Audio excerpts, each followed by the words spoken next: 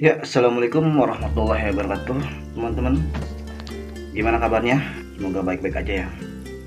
Seperti yang kita tahu, sekarang kita sebagai mitra driver mengalami ya, khususnya driver-driver yang biasa mendapatkan jumlah trip yang lumayan banyak dan sekarang merasa dibatasi dengan kondisi sekarang karena satu atau lain hal penyebabnya yang merupakan salah satu kebijakan dari Gojek ya. Jadi di video sebelumnya saya sudah ngoceh ya kan mengenai kebijakan-kebijakan baru Gojek gitu yang saya rasakan sebagai driver yang udah biasa dapat orderan banyak, yang udah biasa gacor, sekarang seakan disamaratakan gitu ya. Hari ini saya on beat jam 7 ya. Sekarang udah jam 9. Gak ada yang masuk teman-teman, belum ada yang masuk. Dan saya tadi sempat melipir keluar komplek di situ yang biasa customer yang masuk ke akun saya yang biasa gitu. Kini masuk ke akun driver lain gitu, dan saya lihat, saya perhatikan memang driver tersebut maaf ya, jadi sebelumnya emang anyep gitu. Jadi ya alhamdulillah dia dapat sekarang gitu. Ya kita tahu lah ya, kita sebagai mitra driver nggak terlalu banyak berharap kepada Gojek, dan mestinya jika ada kerjaan yang lebih baik dari ini ya kita harus hengkang dari Gojek gitu, dari mitra, sebagai mitra gitu. Buat saya pribadi juga gitu.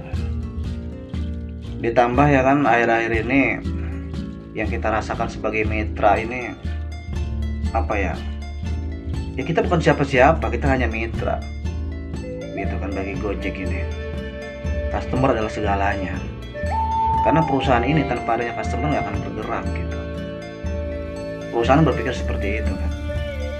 Dan jika ada driver yang tidak suka dengan peraturan ini gitu ya, silakan gitu kan.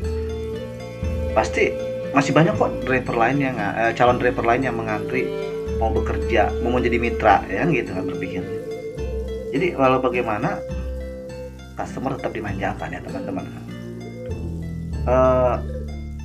Ya emang mohon maaf jika akhir-akhir ini konten saya sedikit berisikan nada mengeluh ya, karena ya anggap saja ini curhatan lah ya, curhatan dan sharing, kita sama-sama sharing ya. Ya kita tahu lah dari tarif Gojek yang diturun sekarang, harganya yang tarif yang turun ya kan, sedangkan bensin naik gitu kan. Bagaimana kita bisa melipir terus ke tepi-tepian jalan ya kan, mobile nyari-nyari orderan kan. Bukannya kita nggak mau gitu kan, tapi kita berpikir juga di bensin. Ada juga kabar katanya tarif GoFood turun di salah satu daerah gitu kan. Ada program-program Goret hemat ya kan. Ya khususnya kalau di daerah saya di Kota Serang nggak ada ya, belum ada. Cuman yang bikin anehnya tuh dengan kondisi seperti ini, dengan kondisi orderan yang sangatlah terasa berkurang ya, kita rasakan, tapi anehnya di beberapa daerah Gojek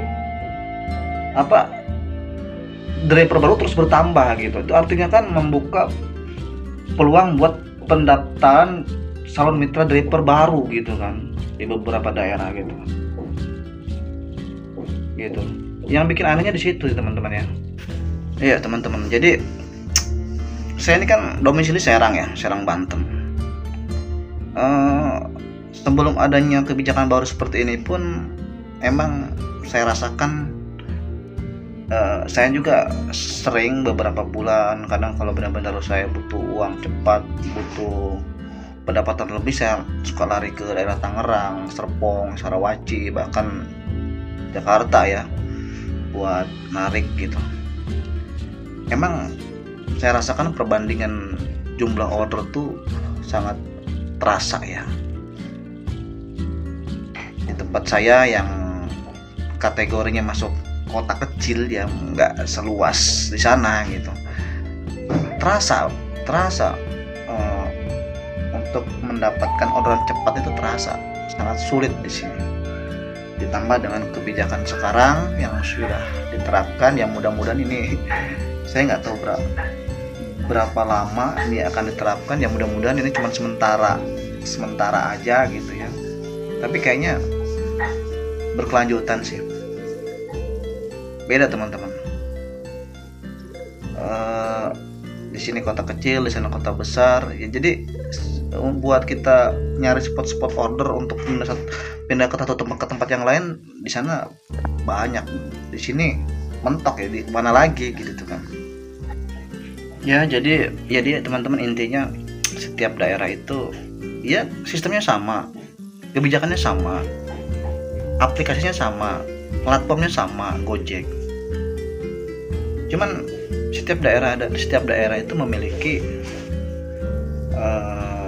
jumlah order yang berbeda-beda gitu.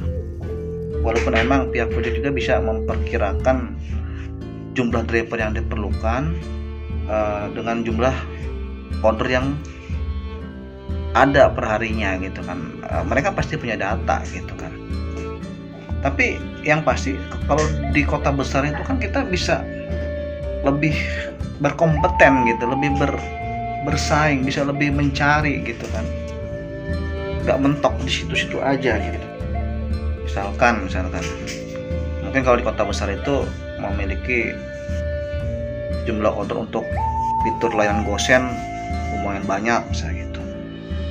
Kalau di kota kecil seperti domisili saya sekarang, enggak teman-teman, gosen enggak sebanyak yang di sana gitu. Jadi dengan kondisi yang lagi seperti ini, mau layanan apapun, kalau emang di sana gacor banyaknya gosen, nggak apa-apa, saya mau aja ke gosen gitu. Tapi kan di daerah orang itu beda-beda gitu kan. Di sini gosen nggak sebanyak di daerah Jabodetabek misalnya gitu, beda teman-teman. Jadi kita mau jadi prioritas gosen pun ya pikir-pikir dulu gitu, banyak nggak orderannya di sini gitu kan. Oke teman-teman ya, mungkin cukup di sini dulu ya curcolan saya hari ini. Assalamualaikum warahmatullahi wabarakatuh.